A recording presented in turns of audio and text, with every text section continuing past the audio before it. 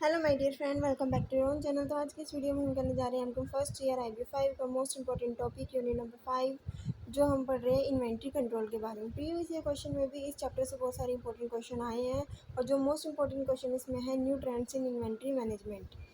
तो आइए समझते हैं होता क्या है और किस तरीके से इसको करना है। The main thrust in competitive strategy today is to reduce cost of both manufacturing and distribution. यानी कि आजकल कंपटीशन बहुत ज़्यादा है मार्केट में, और कॉम्पिटिटिव स्ट्रेटजी को हर एक जो कंपनी है, हर एक बिजनेसमैन जो है अपनाना चाहते हैं। किस तरीके की कॉम्पिटिटिव एडवांटेजेस को, स्ट्रेटजी को हम यूज़ कर सकते हैं कि मैन्युफैक्चरिंग और डिस्ट्रीब्यूशन कॉस्ट को कम किया जाए, ताकि हम कॉम्पिटिटिव एडवांटेजेस को अपना सके, अचीव कर सके। कॉम्पिटिटिव एडवांटेजेस का मतलब क्या होता है? जब हमारे प्राइस कम होंगे दूसरे कॉम्पिटिटर के प्राइस से, और हमारी क्वालिटी अच्छी होगी।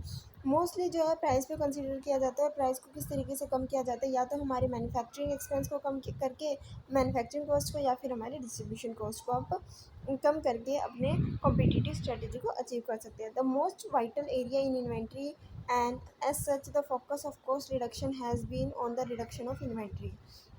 यानी कि जो इन्वेंट्री है वो क्या है, बहुत ही इंपॉर्टेंट वाइटल एरिया है। एंड और फोकस कहाँ पे दिया जाता है? ध्यान दिया जाता है कि कॉस्ट को रिडक्शन किया जाए, कॉस्ट को कम से कम किया जाए। अगर हम अपनी इन्वेंट्री को कम करते हैं तो कॉस्ट भी ऑटोमेटिकली कम हो जाएगी। This has resulted in company management to reappraise conventional wisdom in regards to inventory control. ठीक है। इसमें कहा गया कि हमें किस पे ध्यान देना है? अपनी इन्वेंट्री को कंट्रोल करने पे ध्यान देना है, इन्वेंट्री को मैनेजमेंट करने, कंपनी के मैनेजमेंट पे ध्यान देना है, इन्वेंट्री को कंट्रोल करने पे ध्यान देना है। On the one hand, there is a financial pressure to reduce inventory level, and on the other, there are market pressure for competitive service level। यानी कि पहले तो हमारा फाइनेंशियल प्रेशर है कि इन्वेंट्री का जो लेवल है उसको रिड्यूस किया जाए, और दूसरा प्रेशर है हमारे मार्केट का प्रेशर। मार्केट प्रेशर यानी कि कंपटीशन का प्रेशर, कि हमें अगर कंपटीशन में रहना है, अच्छे से अच्छी सर्विसेज प्रोवाइड करनी है अपने कस्टमर को, तो कॉस्ट को रिड्यूस करना चाहिए। और वो कॉस्ट किस तरीके से हम रिड्यूस कर सकते हैं? इन्वेंट्री को लेवल करके, इन्वेंट्री को कंट्रोल करके। An ideal management strategy is to reconcile this two contradictory pressure. यानी कि ये जो दोनों चीज़ हैं, एक तो मार्केट प्रेशर और एक फाइनेंशियल प्रेशर, इन दोनों के बीच में क्या बना के, रिलेशनशिप बना के हम क्या कर सकते हैं? अपने कॉम्पिटिटिव एडवांटेजेस को अचीव कर सकते हैं। The new technique involved have brought about a revolution which very broadly can be referred to as requirement planning. यानी कि जो हम नई टेक्निक्स को लेके आए हैं, जो हमारा नया ट्रेंड है इन्वेंट्री मैनेजमेंट का, वो हमें ये बताते हैं कि किस तरीके से हमें अपनी इन्वेंट्री को कंट्रोल करना है। बेसिकली हमें इसमें, इस पॉइंट में ये पता चलेगा न्यू टेक्निक में कि कितनी रिक्वायरमेंट है, हमें अपनी इन्वेंट्री की कितनी रिक्वायरमेंट है, उसके अकॉर्डिंग ही प्लान करते हैं। प्लानिंग करना, रिक्वायरमेंट प्लानिंग, यानी कि जो मटेरियल रिक्वायरमेंट प्लानिंग कितनी है, ये हमारी नई टेक्निक आई है इन्वेंट्री कंट्रोल में। इसको और अच्छे से समझ लेते हैं। The traditional approach to inventory management is based upon the reorder point and the reorder quantity concept for determining when to order and in what quantity. यानी कि ट्रेडिशनल अप्रोच की बात करें तो पहला ट्रेडिशनल अप्रोच क्या था कि हमें अपनी कितनी इन्वेंट्री को कंट्रोल करना है, कितनी इन्वेंट्री को मैनेज करना है, यानी कि किस ऑर्डर के बाद, किस पॉइंट के बाद, किस पॉइंट के बाद हमें अपनी इन्वेंट्री को रीऑर्डर करना है। यानी कि 6 महीने बाद, 3 महीने के गैप के बाद हमें किस टाइम के ऊपर, किस पॉइंट ऑफ टाइम पे हमें अपनी इन्वेंट्री को रीऑर्डर करना है। ये तो हो गया फर्स्ट पॉइंट। सेकंड पॉइंट है, इन ऑर्डर तो करना है, लेकिन कितना ऑर्डर करना है, कितनी क्वांटिटी ऑर्डर करनी है। तो ये चीज़ों पे हम ध्यान देते थे ट्रेडिशनल अप्रोच में। तो this represent conventional thinking. Conventional thinking का मतलब, इसके बारे में हम रेगुलर बेसिस पे सोचते थे कि किस ऑर्डर पे, किस पॉइंट ऑफ टाइम पे, या कितनी क्वांटिटी को हमें ऑर्डर करना है। अंडर दिस अप्रोच आर री ऑर्डर पॉइंट और री order level is pre determined. इस अप्रोच में हम क्या करते थे? पहले ही डिसाइड कर लेते थे कि हर 3 महीने बाद या हर 6 महीने बाद हम इतनी क्वांटिटी ऑर्डर करेंगे, और इतनी क्वांटिटी को ऑर्डर करेंगे, या फिर मिनिमम रिक्वायरमेंट इतनी। अगर हमारा जो इन्वेंट्री का लेवल इस लेवल तक रह गया, तो हम फिर से क्या करेंगे? इन्वेंट्री को ऑर्डर करेंगे और इतनी क्वांटिटी को ऑर्डर करेंगे। तो ये हमारा क्या था? पहले प्री डिटरमाइन होता था कि री ऑर्डर पॉइंट या री ऑर्डर लेवल क्या होगा। Based upon the expected length of the replacement lead time, यानी कि किस पे बेस्ड होता था कि हमारा जो भी इन्वेंट्री है वो कितनी जल्दी क्या हो रहा है, रिप्लेनिश हो रहा है, रिप्लेनिशमेंट लीड टाइम के अकॉर्डिंग। ठीक है। The amount to be ordered may be based on EOQ concept which balance procurement cost and inventory carrying cost, यानी कि जब भी हम गुड्स को रीऑर्डर करते हैं, ठीक है, तो रीऑर्डर करने में कुछ ना कुछ कॉस्ट आती है। ठीक है। तो वो कॉस्ट को हम किस तरीके से निकालेंगे, इकोनॉमिक ऑर्डर क्वांटिटी कंसेप्ट से हमें पता चलता है प्रोक्योरमेंट कॉस्ट कितनी आई और इन्वेंट्री कैरिंग कॉस्ट कितनी आई। However this has prove to be inadequate, लेकिन ये जो टेक्निक थी वो इनएडुकेट प्रूव हुई। A new technique of requirement planning has been introduce, यानी कि पुरानी टेक्निक को अच्छा नहीं माना गया, इसलिए हम एक नई टेक्निक लेके आए जिसका नाम था रिक्वायरमेंट प्लानिंग या फिर मटेरियल रिक्वायरमेंट प्लानिंग। सो इसके बारे में जान लेते हैं कि रिक्वायरमेंट प्लानिंग होता क्या है। ये भी एक मोस्ट इंपॉर्टेंट क्वेश्चन है, क्वेश्चन में सेपरेटली आ जाता है कि मटेरियल रिक्वायरमेंट प्लानिंग होता क्या है। प्रीवियस ईयर क्वेश्चन पेपर उठा के देखना, बहुत बड़े क्वेश्चन आया हुआ है, रिपीट हुआ है। Considerable attention has now been paid to the concept of material requirement planning. अब जो अटेंशन दी जा रही है वो ये दी जा रही है कि कितने मटेरियल की हमें रिक्वायरमेंट है उसके बारे में प्लानिंग करना। पहले हम प्लानिंग करते थे कि किस ऑर्डर पे, किस टाइम पे, किस पॉइंट ऑफ टाइम पे हमें इन्वेंट्री को क्या करना है, ऑर्डर करना है, या फिर कितनी क्वांटिटी ऑर्डर करनी है। लेकिन अब हमारा नया कंसेप्ट ये है कि कितने ऑर्डर की, कितनी क्वांटिटी की हमें रिक्वायरमेंट है, कितनी डिमांड है उस प्रोडक्ट की मार्केट में, उसके अकॉर्डिंग हम क्या करेंगे, इन्वेंट्री को रखेंगे। The essence of MRP is a system for forecasting or projecting component part and material requirement for a company, master production schedule and the bill of material for each item under production। यानी कि जितनी भी हम quantity को produce करेंगे उतनी cost आएगी, उतना मटेरियल लगेगा और हर एक प्रोडक्ट में मटेरियल की कॉस्ट आती है। तो इसमें मटेरियल रिक्वायरमेंट प्लानिंग कहते हैं कि कौन सा ऐसा प्रोडक्ट है हमारा जिसकी ज़्यादा रिक्वायरमेंट है, जिसकी ज़्यादा डिमांड है, कितनी डिमांड है उसके अकॉर्डिंग ही हम प्रोडक्शन करेंगे। यानी कि हमने प्रोडक्शन कर ली 100 यूनिट की और डिमांड है 50 यूनिट की, तो हमारी जो 50 यूनिट है वो वेस्ट गई। तो फ़ायदा क्या है इतनी 100 यूनिट्स को प्रोड्यूस करने का, तो उतनी ही प्रोड्यूस करो ना जितने की रिक्वायरमेंट है, जितने की डिमांड है मार्केट में। ठीक है। तो मटेरियल रिक्वायरमेंट प्लानिंग ये कहता है कि कितनी डिमांड है, कितने की रिक्वायरमेंट है, उसकी प्लानिंग करनी है। The time phase requirement for component and material are then calculated. उसके बाद हम ये देखते हैं कि किस ऑर्डर पे हमें, किस पॉइंट ऑफ टाइम पे हमें ऑर्डर करनी है, रीऑर्डर करना है, कितनी क्वांटिटी को ऑर्डर करना है, ये बात की बात है। सबसे पहले हम ये देखेंगे कि कितनी क्वांटिटी हमें चाहिए, कितनी क्वांटिटी की डिमांड है। नए कंसेप्ट में ये चीज़ आई, taking into account the stock in hand as well as the schedule receipt of material for which order has been place. यानी कि इसमें हम क्या देखते हैं, हम ये देखते हैं कि हमारे पास कितना स्टॉक बचा हुआ है, कितना स्टॉक है जो सोल्ड नहीं, अभी तक नहीं बिका, और वो कितना स्टॉक बचा हुआ है, और साथ में कितनी डिमांड है, क्या जितनी डिमांड है उतना हमारे पास स्टॉक है, अगर नहीं है तो हमें और प्रोड्यूस करना पड़ेगा ताकि हम डिमांड को फुलफ़िल कर सकें। उसके बाद है the system establish maintain and device is priorities based on regular review and update. Regular basis पे हम क्या करते हैं, रिव्यू करते हैं, अपडेट्स देते हैं। One of the key principle of MRP is that it work on a time phase basis.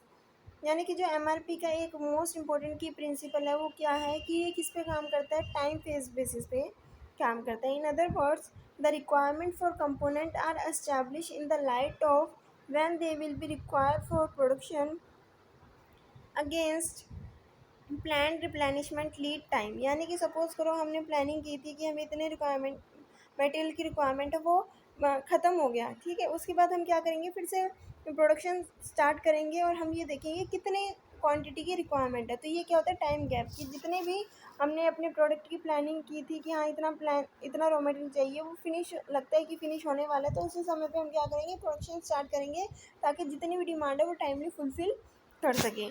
The correct practice of MRP has led to considerable reduction of inventory of component and material and a greater ability to reschedule production to meet change market needs and a higher level of services in terms of meeting final demand। यानी कि हम क्या करते हैं कि जो MRP कहता है हमारी मटेरियल रिक्वायरमेंट प्लानिंग जो होती है उसमें ये कहते हैं कि जो भी हमारी इन्वेंट्री है हमें क्या करना है, उसको रिड्यूस करना है। ज़्यादा से ज़्यादा हमें स्टॉक रखना ही नहीं। इन्वेंट्री का मतलब क्या होता है? स्टॉक, किसी भी रॉ मटेरियल का, किसी भी प्रोडक्ट का स्टॉक, ताकि जब भी हमारे कंज्यूमर्स को नीड है हम उनको टाइमली वो गुड्स अवेलेबल करा दें। लेकिन सपोज़ करो हमने जो है इन्वेंट्री का स्टॉक कर दिया, 2000 इन्वेंट्री का स्टॉक कर दिया। प्रोडक्ट, दो प्रोडक्ट लेते हैं, प्रोडक्ट ए का जो है स्टॉक है वो 200 क्वांटिटी का है, प्रोडक्ट बी का जो स्टॉक है वो 100 क्वांटिटी का है। सपोज़ करो प्रोडक्ट ए की डिमांड है ही नहीं, या फिर डिमांड जो है वो 100 है, तो जो 100 क्वांटिटी रिमेनिंग रह गई, जो 100 स्टॉक इन्वेंट्री रिमेनिंग रह गई, उसकी डिमांड नहीं है, तो उसकी कॉस्ट तो एक्स्ट्रा ही, वो कॉस्ट किस में इंक्लूड होगी? तो लॉस हो जाएगा एक तरीके से। या फिर जो प्रोडक्ट बी है उसकी डिमांड है 200 क्वांटिटी की, और उसकी हमने प्रोडक्ट बनाई हुई है 100, इन्वेंट्री है हमारे पास उस प्रोडक्ट की 100। तो इस तरीके से हमें क्या करना होता है, पहले से ही मैनेज करके चलना होता है, पहले से हमें प्लानिंग करके चलनी होती है कि किस प्रोडक्ट की कितनी डिमांड है, हमारे पास कितना स्टॉक है और कितना हमें प्रोड्यूस करना है, ताकि हमारी जो इन्वेंट्री की कॉस्ट है वो कम से कम आए। और इन्वेंट्री की कॉस्ट रिड्यूस होगी तो हम जो प्रोडक्ट है वो हमारे कॉम्पिटिटिव होंगे। और जितने भी मार्केट में चेंजेस आ रहे हैं, यानी कि क्या है, कंपटीशन की वजह से जो टेस्ट प्रेफरेंसेस, इनकम स्टेटस में लोगों की चेंज आ रहे हैं, तो हमें अपने प्रोडक्ट में भी टाइम टू टाइम चेंजेस लाने पड़ेंगे, ताकि लोगों की जो डिमांड्स हैं उनको फुलफ़िल किया जा सके। To meet change market needs, market की जो नीड्स हैं वो क्या हो रही है, चेंज हो रही है। A greater ability to reschedule production to meet change market needs and a higher level of services in terms of meeting final demand. The success of MRP concept has led to the distribution requirement planning concept. It is a mirror image of MRP. MRP में था कि कितने material की requirement है, उसके बाद हम second point आता है हमारा कि डिस्ट्रीब्यूशन रिक्वायरमेंट प्लानिंग की, जो हमने मटेरियल बनाया है वो किस तरीके से डिस्ट्रीब्यूट किया जाएगा।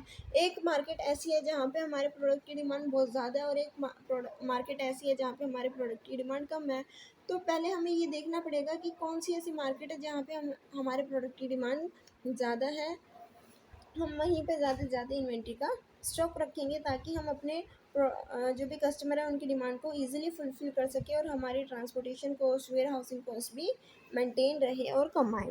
ठीक है, तो ये था हमारा कंसेप्ट कि जो it is mirror image of MRP since it seeks to identify requirement for finish product at the point of demand. जहाँ पे हमारे प्रोडक्ट की डिमांड है वहीं पे हम अपने इन्वेंट्री का स्टॉक बना के रखें, ठीक है, ताकि लोगों की डिमांड को फुलफ़िल कर सके। Then produce aggregate time phase requirement schedule for each echelon in the distribution system. The emphasis is by identifying and anticipating customer requirement at the point of demand and then working backward down the distribution pipeline. यानी कि सबसे पहले हमने customer की demand को anticipate किया कि कितनी डिमांड है, ठीक है, और उसके अकॉर्डिंग हम क्या करेंगे, प्रोडक्शन करेंगे, और फिर प्रोडक्शन होने के बाद हम ये देखेंगे कि कहाँ पे डिमांड है, उस प्रोडक्ट को उसी जगह अवेलेबल कराना, ताकि टाइमली जो प्रोडक्ट है कस्टमर तक पहुंच सके और कस्टमर हमारा क्या हो जाए, सेटिस्फाई हो जाए। ठीक है, जब वो प्रोडक्ट उस इन्वेंट्री कम होने लगेगी और डिमांड बढ़ने लगेगी, तो हम फिर से क्या करेंगे, अपने प्रोडक्ट को फिर से मैन्युफैक्चर करेंगे, ताकि जो भी हमारे कस्टमर हैं उनकी डिमांड फुलफ़िल होती रहे टाइम टू टाइम, और कोई गैप ना आए डिमांड के बीच में और सर्विस प्रोडक्ट प्रोवाइडिंग के बीच में। Instead of manufacturing a product and pushing it in the market, instead of manufacturing a product and pushing it in the market which is traditional system, कि आप manufacture करो और market में भेज दो। Stock होना चाहिए, स्टॉक होगा तो डिमांड अपने आप आएगी। पहले ये कंसेप्ट था। The demand is identified accurately and fully, and this pulls the product from the distribution pipeline। यानी कि अब क्या हो गया है, traditional system, instead of manufacturing a product and pushing it in the market, which is the traditional system, the demand is identified accurately and fully, and this pulls the product from the distribution pipeline. This concept require a lot of flexibility to meet the changes in the demand requirement, while customer based service level objectives are fulfilled, inventory is kept to the lower level possible। यानी कि इसमें यही कहा गया है कि पहले concept में ये था कि जो भी प्रोडक्ट था वो बनाया जाता था और उसको मार्केट में भेज दिया जाता था, ये हमारा ट्रेडिशनल अप्रोच था। लेकिन अब हमारा जो न्यू टेक्निक्स आई है, जो मॉडर्न अप्रोच है, वो ये कहता है कि सबसे पहले ये जानो कि मार्केट में डिमांड कितनी है। बेफालतू में स्टॉक बना के रखने से, इन्वेंट्री को सजा के रखने से कोई फ़ायदा नहीं है, क्योंकि कस्टमर की डिमांड जो है, कस्टमर के टेस्ट प्रेफरेंसेस में चेंज आता रहता है। इसकी वजह से हमें अपने प्रोडक्शन में भी चेंजेस लाने होंगे। तो सबसे पहले ये देखना होगा कि डिमांड कितनी है मार्केट में। अगर डिमांड होगी तो फुल्ली क्या होगा, डिस्ट्रीब्यूशन चैनल अपने आप क्या करेगा, उस डिमांड को फुलफिल करने में हेल्प आउट करेगा। The concept require lot of flexibility. इस कंसेप्ट में किस चीज़ की रिक्वायरमेंट है, flexibility to change in demand requirement, क्योंकि लोगों की डिमांड जो है वो क्या होती रहती है, चेंज होती रहती है। इसलिए हमें क्या करना होता है, लोअर इन्वेंट्री को मेंटेन रखना होता है। The DRP distribution requirement planning concept relies upon forecast of end demand. किसको फोरकास्ट करना, end demand being generated at the lower point in the distribution echelon क्या होता है, regional depot, and the requirement at each proceeding point in the network, the central warehouses and then the plant are calculated on the basis of aggression from the level below on a time phase basis। यानी कि इसमें यही कहा गया है कि हमने production कर ली, उसके बाद हम ये देखते हैं कि ओवरऑल डिमांड कहाँ से आ रही है। जिस भी कंट्री से, जिस भी रीजन से हमारे प्रोडक्ट की डिमांड है, वहीं पे हमें क्या करना है, अपनी इन्वेंट्री को प्रोवाइड करना है। वहीं पे हमें वेयर हाउस में अपनी इन्वेंट्री को स्टॉक करना है, ताकि वो जो प्रोडक्ट है वो कस्टमर के नियर हो, ताकि हम उसको जल्दी से जल्दी और अच्छी से अच्छी सर्विसेज प्रोवाइड कर सकें। और ज़्यादा से ज़्यादा अगर इन्वेंट्री होती है तो हमारी वेयर हाउसिंग कॉस्ट भी ज़्यादा आती है। वेयर हाउसिंग, ट्रांसपोर्टेशन और इन्वेंट्री कॉस्ट के ज़्यादा आने का मतलब है हमारे प्रोडक्ट की डिमांड, कॉस्ट जो है वो बढ़ रही है। कॉस्ट बढ़ने का मतलब है प्राइस का बढ़ना। और जब हमारा प्राइस बढ़ जाएगा दूसरे कॉम्पिटिटर से कंपेयर में, तो हमारे प्रोडक्ट को लोग ख़रीदना पसंद नहीं करेंगे, क्योंकि वो क्या है, कॉस्टली है। तो हमें क्या करना होगा, कंपटीशन में रहना होगा और अच्छे से अच्छे प्रोडक्ट कम से कम प्राइस में कस्टमर को अवेलेबल कराने होंगे, जिससे कि कॉस्ट क्या है, कम आए। एक another method with similar objective as MRP and DRP और MRP का जो ऑब्जेक्टिव है सेम वही मेथड है अनदर मेथड्स का। Originally develop by the Japanese in called kanban और जस्ट इन टाइम मैन्युफैक्चरिंग। यानी कि कई बार हमारे एग्जाम में ये भी क्वेश्चन आया है कि जस्ट इन टाइम का कंसेप्ट क्या होता है। तो जस्ट इन टाइम का कंसेप्ट हमारे इस चैप्टर में भी है, जो अब हम पढ़ रहे हैं, जस्ट इन टाइम मैन्युफैक्चरिंग। और जस्ट इन टाइम का कंसेप्ट हमारे मल्टी मॉडल ट्रांसपोर्टेशन में भी है। तो ये दोनों टॉपिक को अच्छे से क्लियर करके, अच्छे से समझ के जाना, ताकि जस्ट इन टाइम का क्वेश्चन आए तो आप कंफ्यूज ना हो कि क्या लिखना है और कौन से चैप्टर में से क्वेश्चन आया है। तो ध्यान से पढ़िएगा, जस्ट इन टाइम का क्वेश्चन हमारे इस चैप्टर में भी है, इन्वेंट्री कंट्रोल में भी और मल्टी मॉडल ट्रांसपोर्टेशन में भी होता है कि जस्ट इन टाइम हमें ट्रांसपोर्टेशन अवेलेबल हो जाए शिपिंग के केस में। तो another method with similar objective as MRP और DRP originally developed by the Japanese in called Kanban or just-in-time manufacturing. This has also come to be recognized as a valuable technique for reducing the inventory while maintaining service level at desirable standard। यानी कि हमें अच्छे से अच्छी services अपने customer को provide करनी है, सर्विसेज को मेंटेन रखना है, लेकिन अपनी जो इन्वेंट्री है उसको रिड्यूस करना है। It may be noted that just-in-time approach to supply does not always lead to zero।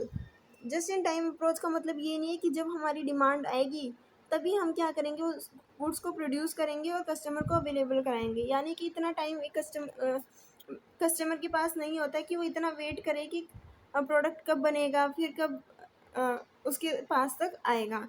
तो हमारे पास एक स्टॉक का लेवल पहले से मेंटेन होना चाहिए। हमारे यहाँ पे कहने का मतलब ये है कि स्टॉक का लेवल, इन्वेंट्री का लेवल ज़्यादा मेंटेन होगा तो ज़्यादा कॉस्ट आएगी, लेकिन थोड़ा बहुत तो इन्वेंट्री होनी चाहिए कि जब भी हमारे कस्टमर हमसे डिमांड करे उस प्रोडक्ट की, तो हमारे पास ऐसा नहीं हो कि वो इन्वेंट्री, वो प्रोडक्ट अवेलेबल ही ना हो। प्रोडक्ट अवेलेबल होना चाहिए। जब हमें लगता है कि हाँ बिल्कुल प्रोडक्ट अवेलेबल नहीं है या फिर कम है, तो हमें प्रोडक्शन स्टार्ट करनी चाहिए। ज़्यादा से ज़्यादा स्टॉक मेंटेन रखने की ज़रूरत नहीं है, जितना ज़्यादा स्टॉक होगा उतनी ज़्यादा कॉस्ट आएगी।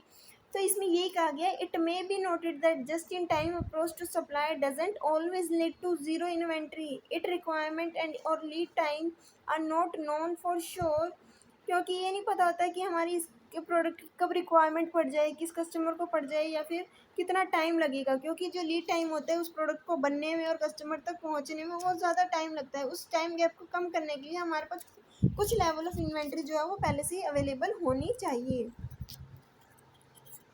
सो then larger quantities and longer lead time are use, यानी कि जब हमें नहीं पता होता है कि कितनी रिक्वायरमेंट होगी हमारे इन्वेंट्री की या किस टाइम पे होगी, तो उस समय में हम क्या करते हैं, ज़्यादा से ज़्यादा क्वांटिटी लार्जर लीड टाइम के लिए यूज़ करते हैं।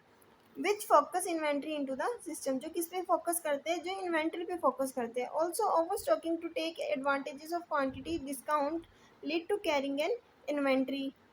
To the extent that these condition holds, the just-in-time approach lead to results that are similar to other inventory control processes। जैसे कि other inventory control processes है, उसकी तरह ही हमारा just-in-time concept भी है। Therefore, just-in-time is a method of choice when, just-in-time का क्या मतलब होता है, एक method होता है, method of choice की कब, when product are high valued and require close control, यानी कि जब हमारे प्रोडक्ट बहुत ज़्यादा, प्रोडक्ट की वैल्यू बहुत ज़्यादा है, तो हम क्या करते हैं, लो लेवल ऑफ इन्वेंट्री को मेंटेन करके रखते हैं, और जो भी हमारी इन्वेंट्री है उस पर क्लोज कंट्रोल रखते हैं, कि ताकि जब भी ये इन्वेंट्री क्या हो, ख़त्म हो, तो हम मार्केट में इसको अवेलेबल कराएं, इसको प्रोड्यूस कर लिया जाए, ताकि जो हमारा कस्टमर है उसको ज़्यादा वेट ना करना पड़े और उसको जल्दी से जल्दी अच्छे से अच्छे सर्विसेज को प्रोवाइड किया जाए। तो जस्ट इन टाइम का कंसेप्ट तब यूज़ किया जाता है जब हमारे प्रोडक्ट हाई वैल्यू की हो और क्लोज कंट्रोल की रिक्वायरमेंट हो। सेकंड पॉइंट ये है, requirement are known with high certainty. इसकी रिक्वायरमेंट कब होती है, जब ज़्यादा से ज़्यादा क्या है, सर्टेनिटी होती है, हाई सर्टेनिटी होती है। थर्ड पॉइंट है, lead time are short and are known. Lead time जो भी है हमारा कितना होना चाहिए, शॉर्ट होना चाहिए और नोन होना चाहिए। There are no economic benefit to supplying in quantity larger than the requirement. इससे कोई इकोनॉमिक बेनिफिट नहीं हो, कोई फाइनेंशियल बेनिफिट नहीं है कि अगर हमारे पास ज़्यादा से ज़्यादा लार्जर इन्वेंट्री का स्टॉक है लेकिन उसकी रिक्वायरमेंट है ही नहीं। सपोज़ करो हमने इन्वेंट्री का स्टॉक बना लिया 10,000 यूनिट्स का, लेकिन उस प्रोडक्ट की, उस इन्वेंट्री की डिमांड तो मार्केट में, रिक्वायरमेंट तो मार्केट में 1,000 यूनिट की है, जो 9,000 यूनिट हमने प्रोड्यूस की उसमें तो कॉस्ट एक्स्ट्रा आ गई। तो कॉस्ट उन प्रोडक्ट में एक्स्ट्रा आने की वजह से जो हमारे प्राइस है प्रोडक्ट के वो इंक्रीज़ हो जाएंगे, और ज़्यादा से ज़्यादा इन्वेंट्री होने का मतलब है कि हमारी जो वेयर हाउसिंग कॉस्ट है वो भी ज़्यादा आ रही है। लेकिन हमें ऐसा नहीं करना, हमें क्या करना है, कॉस्टली मैनर में रह के काम करना है, अपने कॉम्पिटिटर के साथ क्या करना है, कॉम्पिटिट करना है, सर्वाइव करना है मार्केट में, और कस्टमर को अच्छे से अच्छे सर्विसेज प्रोवाइड करनी है। आई होप कि आपको ये दोनों टॉपिक अच्छे से समझ आ गए हो कि new trend in inventory control क्या होता है और मटेरियल रिक्वायरमेंट प्लानिंग क्या होती है। दो क्वेश्चन बहुत ज़्यादा इंपॉर्टेंट है, ठीक है। क्वेश्चन जो है ये एग्ज़ाम में बहुत बार पूछे गए हैं। आई होप कि आपको ये क्वेश्चन समझ आया हो, ये टॉपिक अच्छे से क्लियर हो गया हो। अगर अभी भी कोई डाउट है तो आप कमेंट सेक्शन में कमेंट करके पूछ सकते हो। And thanks for watching.